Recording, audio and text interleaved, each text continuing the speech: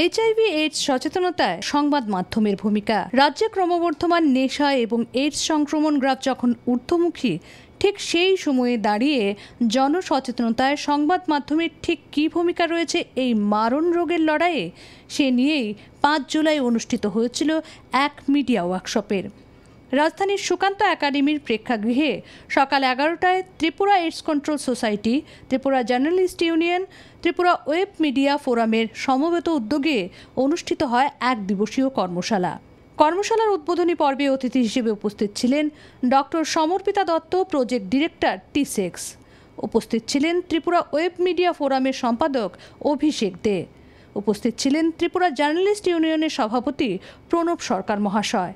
এছাড়াও অতিথি হিসেবে উপস্থিত ছিলেন তথ্য সংস্কৃতি দপ্তরের অধিকর্তা বিম্বিসার ভট্টাচার্য, ফ্যামিলি ওয়েলফেয়ার এবং প্রিভেন্টিভ মেডিসিন দপ্তরের অধিকর্তা অঞ্জন দাস, ত্রিপুরা রাজ্য স্বাস্থ্য দপ্তরের অধিকর্তা ডাক্তার সঞ্জীব দেববর্মা প্রমুখ। এদিনের এই কর্মশালায় তথ্য সংস্কৃতি দপ্তরের অধিকর্তা বিম্বিসার ভট্টাচার্য তার আলোচনায় তুলে ধরেন, নেশার মতোই এইডস সচেতনতায়ও শুধুমাত্র সচেতনতা শিবিরেই থেমে থাকলে হবে না, সংবাদ মাধ্যমকে কিভাবে এই লড়াইয়ে ভূমিকা নিতে হবে সেটা ভাবতে হবে। কোন জায়গাতে কি হচ্ছে, বিশ্বকাপের খেলা সেগুলো লাইভের মারফত দেখছি, সবকিছুর মারফত আমাদের কাছে এখন সারা বিশ্ব একটা গ্রামের মতো। সেই গ্রামের মধ্যে যদি মেসেজ কনভে করতে হয়, আজকের তারিখে অতীতও ছিল না, আজকের তারিখেও মিডিয়ার সঙ্গে যারা সংশ্লিষ্ট তাদের কোনো বিকল্প নেই।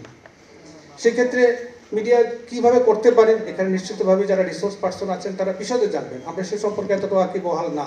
কিন্তু একজন পাঠক হিসেবে মিডিয়ার সঙ্গে সংশ্লিষ্ট তো সবাই আমরা basically this way or that way, তারই একজন স্টেক হোল্ডার হিসাবে আমরা বলতে পারি যে কীভাবে করতে পারে। কথা হচ্ছে এটাকে নিয়ে একটা বিস্তৃতভাবে কথা বলা, যেটা গ্রহণযোগ্য হবে সবার কাছে। সেকেন্ড, যদি আমরা বলি যে এটার সঙ্গে একটা সাপোর্টিভ এনভায়রনমেন্ট তৈরি করা, ক্যাপাসিটি বিল্ডিং তৈরি করা, ক্যাপাসিটি বিল্ডিংয়ের কাজে অংশগ্রহণ করা একটা মিডিয়ার একটা উল্লেখযোগ্য কাজের মধ্যে পড়ে, যেটা মিডিয়া করতে পারে। আমরা অনেকে চাইলেও করতে পারবো না, কিন্তু মিডিয়ার সঙ্গে একজন সংশ্লিষ্ট লোক এটা করতে পারেন। একটা এনাবেলিং এনভায়রনমেন্ট তৈরি করা, পাশাপাশি সবকিছুর পাশে যেটা হচ্ছে সেটা হচ্ছে যে এডুকেটিং টু অল, সবাইকে শিখিয়ে দেওয়ার জন্য মেইন স্ট্রিমিং দ্য ইস্যু, সমাজের জন্য যেটা একটা বড় ইস্যু তার মধ্যে মিডিয়ার একটা বিরাট বড় রোল প্লে করে। সর্বশেষে যেটা রোল প্লে করে, একদিকে যেমন সবাইকে অ্যাওয়ারনেস করা, পাশাপাশি অন্য যারা স্টেক হোল্ডার আছেন, সেটা অ্যাডমিনিস্ট্রেটিভ হোক, পলিসি ডিসিশন যারা নেন, তাদের সবার কাছে জিনিসটাকে পৌঁছে দেওয়া অ্যাকচুয়াল রিয়েলিটি কি। কর্মশালায় স্বাস্থ্য দপ্তরের অধিকর্তা doctor Sanjib Debbarma HIV virus থেকে এইডস পর্যন্ত সংক্রমণ নিয়ে সংক্ষিপ্ত আলোচনা করেন। Rule of us, all of us, beyond our profession, আমাদের প্রফেশনের বাইরে, যেটা হচ্ছে let us take in this term in two way. HIV একটা, এইডস একটা। এইচআইভি হচ্ছে ভাইরাস, হিউম্যান ইমিউনোডেফিসিয়েন্সি ভাইরাস, আর এইডস হচ্ছে disease, a person having HIV inside his body, মানে শরীরে এইচআইভি ভাইরাসটা ঢুকে গেলে তার হয়ে যাবে অ্যাকিউট ইমিউনোডেফিসিয়েন্সি সিনড্রোম। ইমিউনিটি যদি না থাকে, ইমিউনিটি ডিফিসিয়েন্সি থাকে, and that immunodeficiency is acquired by having the virus, that is the HIV virus inside.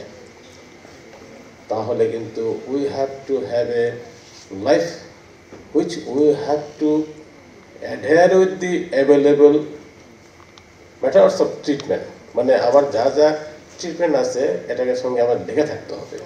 উদ্বোধনী পর্বেই এইচআইভি বিজয়িনী এবং বর্তমানে এইডস সচেতনতা নিয়ে কাজ করছে খোদ রেট্রো পজিটিভ অর্থাৎ এইচআইভি পজিটিভ পপি সিনহার হাতে কর্মশালার মঞ্চে সংবর্ধনা তুলে দেওয়া হয়। এই পপি সিনহাই তার এই লড়াইয়ের কাহিনী বলতে গিয়ে জলচোখেই বললেন কিভাবে তাকে বেঁচে থাকতে লড়াই করতে হয়েছে। যেমন বলি, আমার সাথে অনেক রকমের অত্যাচার হয়েছে, আমি সব কটা তো বলতে পারবো না। অনেক সময় যখন আমি আমার এইচআইভি আক্রান্ত হয়েছি সেটা জানতে পেরেছি, তখন আমাকে মেডিসিন খেতে দিত না আমার শ্বশুর বাড়ির লোক। আমি লুকিয়ে লুকিয়ে মেডিসিন খেতাম, আর যখনই আমি যখন মেডিসিন খেতাম, তখন যদি কেউ দেখে ফেলে সেদিন আমার আর নিস্তার নেই।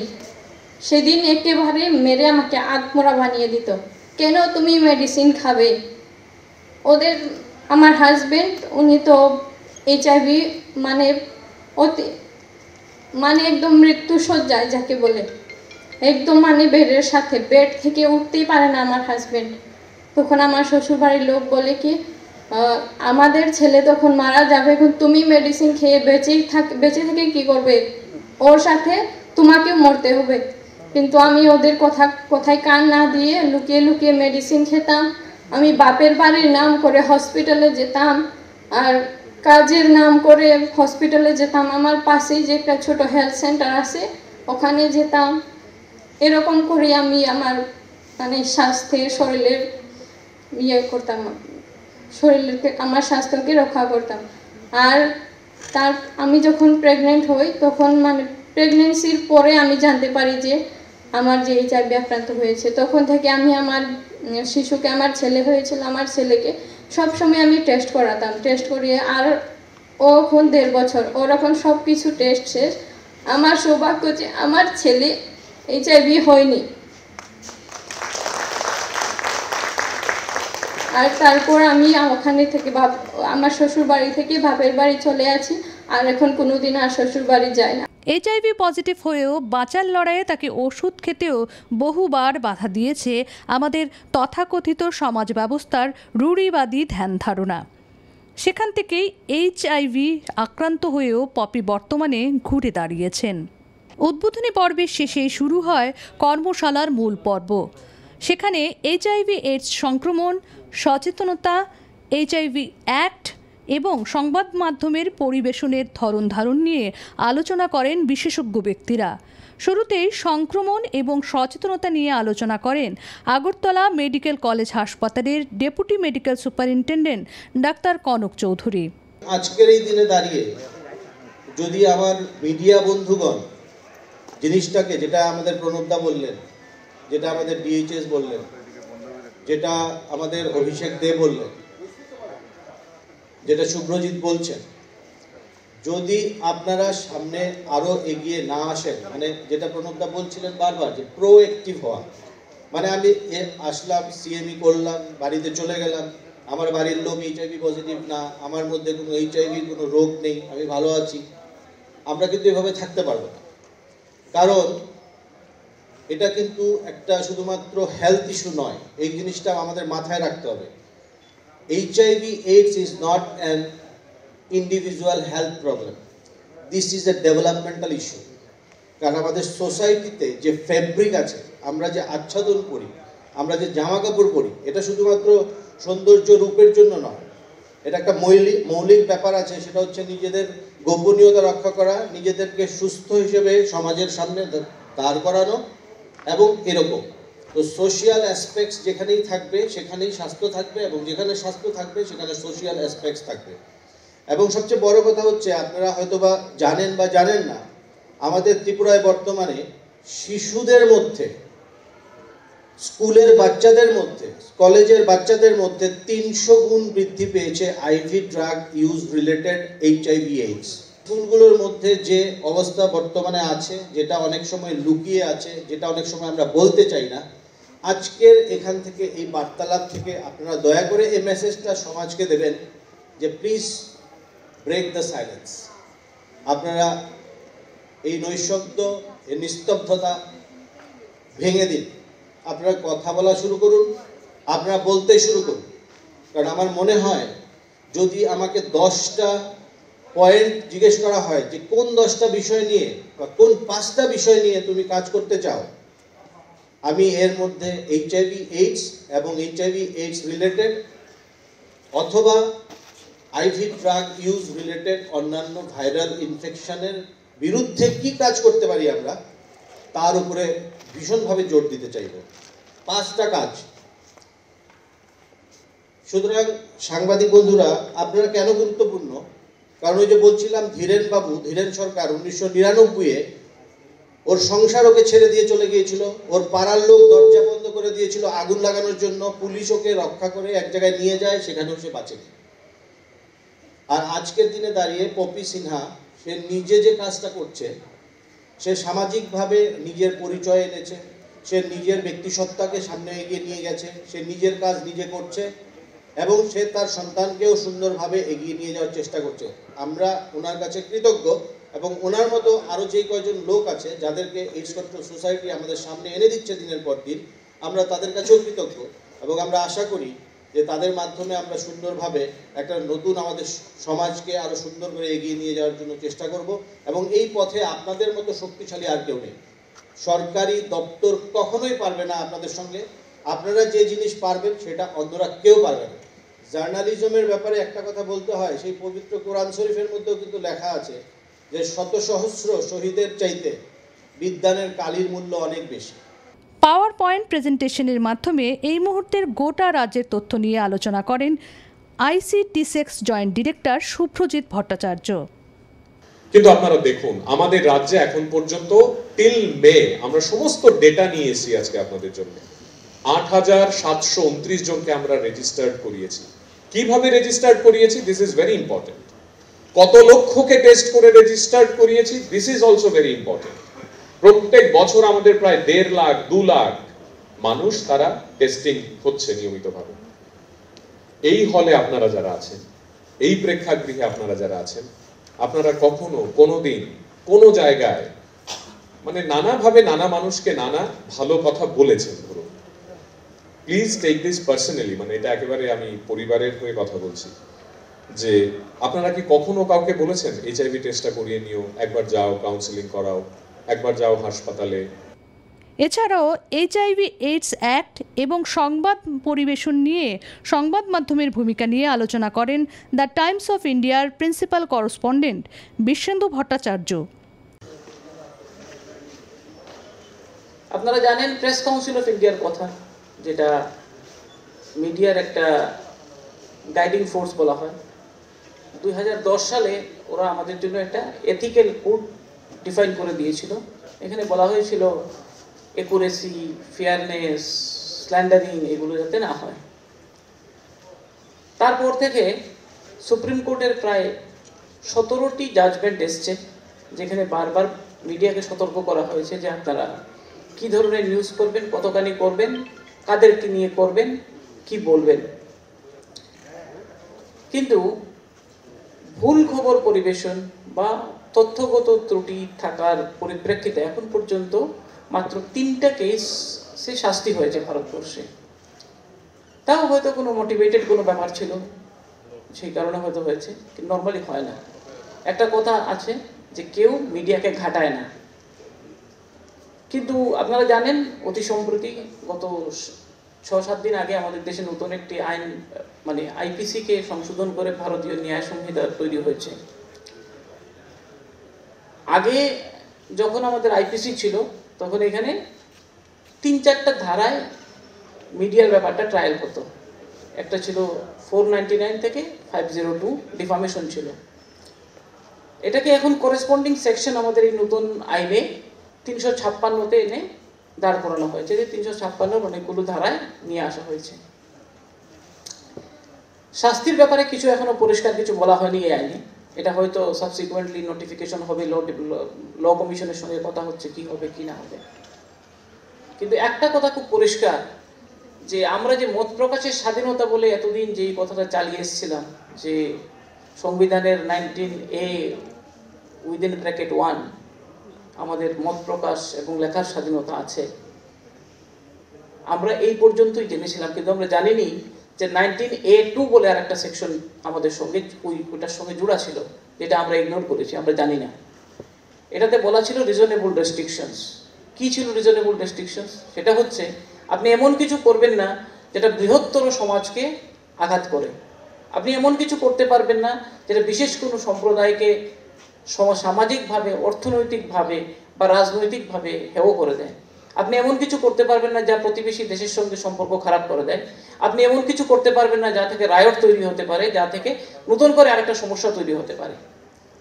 যদি এই জিনিসগুলোকে আপনি আবার আরেকটা সাদা কাগজের মধ্যে ফেলে দেখেন, তাহলে স্বাধীনতা বলতে কিছুই নেই। আলোচনা করেন ত্রিপুরা টাইমস পত্রিকার এক্সিকিউটিভ এডিটর মানুষ পাল। এখানে যারা আছেন অনেকেই আমার এই বয়স অনেক ছোট। তো এইডস সম্পর্কে আমি প্রথম শুনি 1985-এ। রক হারসন বলে একজন আমেরিকান খুব নামকরা অভিনেতা, আপনারা দেখেছেন কিনা জানি না, যারা ওয়েস্টার্ন মুভিজ দেখেন, রক হারসন জায়ান্ট বলে একটি বিশাল মুভি আছে, খুব ভালো মুভি, খুব ভালো অভিনেতা। উনি এইডসে প্রথম আমার জানা মতে 85-এ উনি মারা যান এইডসে। তো ওই যে ডক্টর কনক বলছিলেন যে লুকিয়ে রাখে, তো এই এত বড় অভিনেতা উনিও লুকিয়ে রেখেছিলেন অনেক দিন, তারপর উনি মারা যান 85-এ। তারপর ডক্টর কনক তো বললেন যে এখানে আমরা 86 এখানে পেয়েছি ইন্ডিয়াতে। ইন এনি কেস অনেক কিছু ডক্টর কনকের ভাষণটা শুনলে আরও ভালো লাগতো আমাদের ইসের চাইতে। সোশ্যাল মিডিয়া ফিচার্স এগুলোই আপনারা জানেন, এগুলো বলা কিছু নেই। বেশ এক সেকেন্ড, এই যে 19A ওই যে আমাদের ফ্রিডম অফ এক্সপ্রেশন, এটা আমার ক্ষেত্রে যে আপনাদের আমার কিন্তু বিশেষ আমাদের জন্য আলাদা কোনো আইন নেই, আমরা সেই ফ্রিডম অফ এক্সপ্রেশনের ইসেতেই চলি 19A। আর তার সঙ্গে ওই যে 2 নম্বরে যে আরও বলে দিল বিশ্ববন্ধু, ওগুলো আছে। তো একমাত্র যারা কয়েদি এবং যারা পাগল তারা ছাড়া আর সবাই, রিক্সাওয়ালা থেকে আরম্ভ করে prime minister, president, everybody is covered by this particular 19A, freedom of expression and thought. This misinformation, there are difference between misinformation and disinformation. But Dr. Bishwendra যেটা বলার চেষ্টা করছিল, মিসইনফরমেশন অনেক সময় ইন্টেনশনাল, অনেকটা আনইনটেনশনালও হয়। ধরুন আমি লিখবো ভেবেছি যে chief minister has not gone to Delhi to meet the prime minister, কোনো কারণে টাইপিংয়ে আমার নটটা মিস হয়ে গেল, তো এটা হয়ে গেল the chief minister has gone to Delhi to meet the prime minister. Actually we not unintentional mistake, misinformation. I have given the misinformation, but it's unintentional. Intentional misinformation is only intentionally অনেক সময় আমরা misinformation দেই, এগুলি against the new sensational করার জন্য করে, এগুলো আরও অনেক কারণ থাকে। এই যে আছে না, unintentional misinformation is given for lack of knowledge. AIDS সম্পর্কে আমি জানি না কিছু, HIV সম্পর্কে জানি না, HIV আর এইডস এক ভাবি, ল্যাক অফ নলেজ, ভুল নিয়ে দিতে পারি, absence of proper and adequate source, আমার প্রপার সোর্স আমার নেই, অনেক সময় সোর্স অল্প বলেছে, আমি বাকিটা ধরে নিয়ে নিউজটা করে দিয়েছি, এটাও হয়। টেকনিক্যাল এরর হয়। তার unintentional misinformation can be based on unfounded belief, অনেক সময় আমার ধারণা আমি এতদিন ধরে বিশ্বাস করে এসেছি, এজন্য হতে পারে। কর্মশালার শেষ পর্বে নেশা থেকে কিভাবে এইডসের মারণ ব্যাধি যুব সমাজের জীবন কেড়ে নিচ্ছে তার ওপর একটি তথ্যচিত্র ভিজুয়ালি তুলে ধরা হয় এবং এই কর্মশালার মঞ্চে তথ্যচিত্রের নির্মাতা বিরাট রায়ের হাতে সম্বর্ধনা তুলে দেওয়া হয় এবং বিরাট রায় এই তথ্যচিত্র নিয়ে এদিন আলোচনা করেন। আমাদের এই সিনেমাটা আফটার ম্যাথ, যেমন সুব্রতা বললেন, আর্টিস্ট, টেকনিশিয়ান প্লাস পোস্ট প্রোডাকশনে যারা যারা ছিলেন সকলে ত্রিপুরার মাটিতে, সকলে ত্রিপুরা থেকে ছিলেন, এডিট করেছেন ত্রিপুরার এডিটার, সিনেমাটোগ্রাফি সব মিলিয়ে ত্রিপুরার লোকজনই সব এটাতে জড়িত ছিলেন। আমি অসংখ্য আনন্দিত, আমি থ্যাংক ইউ জানাতে চাই ত্রিপুরা স্টেট এইডস কন্ট্রোল সোসাইটিকে আমাকে এখানে মঞ্চে একটা অপরচুনিটি, চান্স দেওয়ার জন্যে, আপনাদের সকলকে আফটার ম্যাথ সিনেমাটা দেখানোর জন্যে। কারণ এই মঞ্চে, এই ওয়ার্কশপে এর থেকে বেটার প্লেস আর হতে পারে না আমাদের এই সিনেমাটা দেখানোর জন্যে। আর বেশি কিছু তো বলার নেই। আমাদের ত্রিপুরা ফিল্ম ফ্যাক্টরির প্রথম ডকুমেন্টারি ছিল, প্রথম ডকুমেন্টারি আমরা বানাই, few minutes, more than 30 minutes. তারপরে ডকুমেন্টারির পরে একটা শর্ট ফিল্ম, তারপরে এই আফটার ম্যাথ লং শর্ট ফিল্মটা। তো 3-4 বছর ধরে ত্রিপুরাতে নিজেদের মতো করে, নিজেদের ইনিশিয়েটিভ নিয়ে কাজ করে আমরা যা বুঝলাম সেটা হচ্ছে গিয়ে, আমাদের টিমের সবাই বুঝলো, একা আমি না, আর আপনারাও অ্যাগ্রি করবেন, যে story writer, screen play writer, cinematographer, editor, even কি অ্যাক্টর, ওয়ার্ল্ড ক্লাস কিছু কিছু ট্যালেন্ট, মানে দুর্দান্ত, সবাই খুবই ট্যালেন্টেড ত্রিপুরাতে, ইমেন্সলি ট্যালেন্টেড, ইমেন্সলি ক্যালিবার। আর এই সবাইকে নিয়ে, সব রকমের আর্টিস্টদের নিয়ে যদি মেবি সরকার, মেবি গভর্নমেন্ট বা আমাদের ICA ডিপার্টমেন্ট যদি কিছু রকম একটা ইনিশিয়েটিভ বা কিছু রকম একটা পদক্ষেপ নিতে পারে, তাহলে মেবি আমাদের এখানে একটা ছোটোখাটো ইন্ডাস্ট্রি, তো ছোটোখাটো ইন্ডাস্ট্রি বা ছোটোখাটো একটা ওয়ার্ক প্লেস গড়ে উঠতে পারে। একটা ইনিশিয়েটিভ গভর্নমেন্টের দরকার, একটা ইনিশিয়েটিভ আমাদের অফিসিয়ালদের, আমাদের রেসপেক্টেড ডিগনিটারিজ সবার তরফ থেকে দরকার। তাহলে মেবি আমরা একসাথে অনেকটা এগিয়ে যেতে পারবো।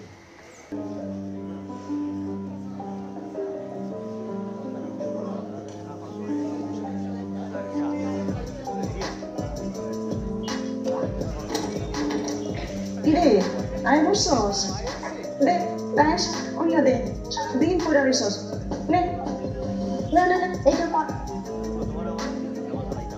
তখন মনে শুন করছিল কয় নাকি খুব ভালো কেউ পাচ্ছিল হয় দেখো এবার বিকাশ আমার ঠিক পায়া নেব তারপরে একটা বিয়া করাই দিও আমি কি আগে চাকরি টাকরি পায়ালো 3-4 বছর চাকরি করালো তারপরে না আমার হাতের ব্যথা দেখা আমি বলে বলে এই কথা কে রে আমার ব্যাগ করতেছিস কেন এক গাছ আমার ব্যাগ করতেছিস কেন গা তোর 500 টাকা বলছে কি 500 টাকা দিতে বলছে 500 এত রাত্রে তোর কথা কি তুইছে রে কেন তুই তো তোর হতে পারতেছিস না দেখেন দেখ কি দেখছিস না তোরা তো অবশ্যই খুব খারাপ হইব তুই আমাকে বড় গোলা করে করতেছস তোরা খাওয়াছি মদের নেশা তো অসুস্থ মদের গন্ধ তো হইতেছে না তাহলে কি নেশা করছস আসি ছাড়া আর কিছু ইয়া দেখ শুনি হ্যাঁ দেখ শুনি হ্যাঁ সুগার দিকে আমি এখন পুলিশ ফোন করতাম আমি 500 টাকা দেবে আজকে তো পাঁচটা থাকলে ওই আছে আছে পড়ে আমি তো দেখতে চাই আশেপাশে আছে হ্যাঁ আর ছাড়তেছি এই সরে দাও সরে এটা বলছি আমার কি করতেছি সরে দাও ঠিক আছে সরে না কোনো প্রবলেম নেই এই আর তো এই তোমার এটা অন্য কিছু না বুঝো এই একটু কোথাস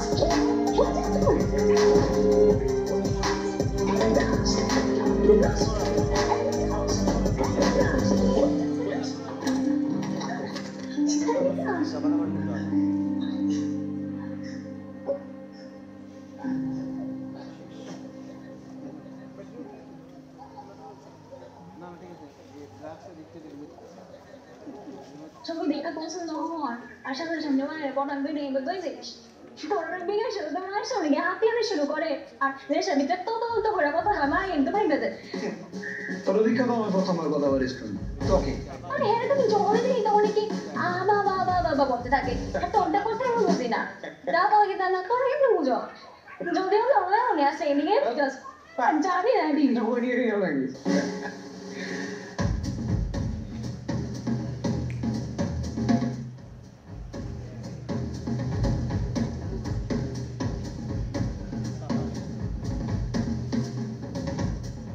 How known as first year engineering and drawing সবাই যখন হাইটটা আদায় করছিল হ্যাঁ ওটা সো বড় ডায়াগ্রাম হতো ফিজিক্সে second year first semester course করবি 50 পাইছে 50 ইয়েস ইউনিভার্সিটিতে আসলে এমন হলে 3 জন পাইছে বুঝছো 3 জন আর ফার্স্ট ইয়ার ওই এরকম ইভেন্টুয়ালি সেটা না থাকলে আমি পাশে উঠতে পারবো বলে দেবে খাইছে ভাই এগুলো ভাই তুই আমার বাজার কোন স্কুল করতে যাইতো ভাই আরে চল না সিনাইরে চল ভাই আমার ডর আছে ভাই আরে চল কিছু না চল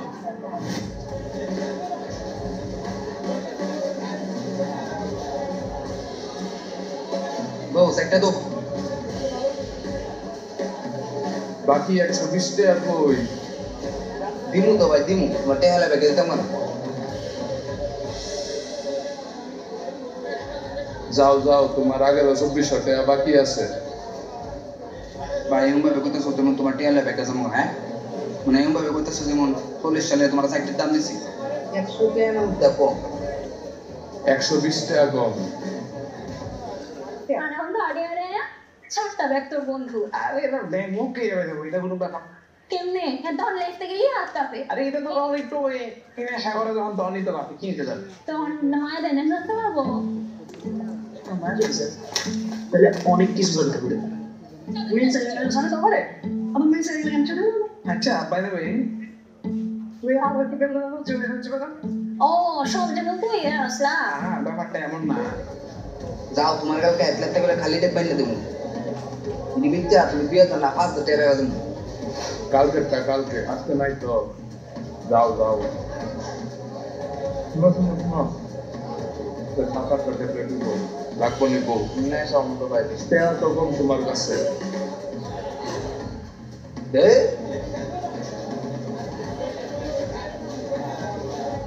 আরে এত শুরু করতে গেলে আমি বড়ই করে দিয়েছি জিজ্ঞাসা তারা টাকা ফন্ডাস করে দিগা এটা আনছি আমার গার্লফ্রেন্ড নাই তো বুঝছো না বুঝলেন না ওয়ান্টেড লাভ আসলো না আছে আতাশা বাতাস ফোন করতে বলছি ফোন আমার সামনে যে বড় আরে তারা ভাই ফোন করতে বলতে রেডি